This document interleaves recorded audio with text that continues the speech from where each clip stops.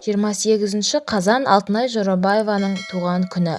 Ол 44 жасқа толды.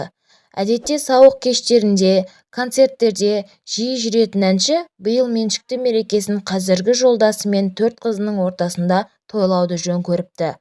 Алтынайдың туған күніне екінші күйеуі мен қыздары арнайы жоспар құрып бірлесе дайындалған сияқты. Олар Жорабаеваны тосын сыйымен қуантқан. Әншінің өзі жүктеген бейнежазбаға зер салсақ, алаңсыз отырған Алтынайға қыздары ойда жоқта тәтті тортты ұсынады. Санаулы секундтан соң бөлменің екінші жағынан қазіргі жолдасы Әлішер бір құшақ раушан гүлдермен атып шығып, келіншегін құшағына қысып, құшарлана сүйеді. Сондай-ақ әлгі видеодан отағасы Жорабаеваға қымбат телефонды сыйға тартқанын да аңғаруға болады. Мұндайды күтпеген туған күн иесі ерекше толқып кетеді. Айта кетейік, Алтынай Жорабаеваның бірінші күйеуі Сәбит Әбдіхалықовтан 4 қызы бар.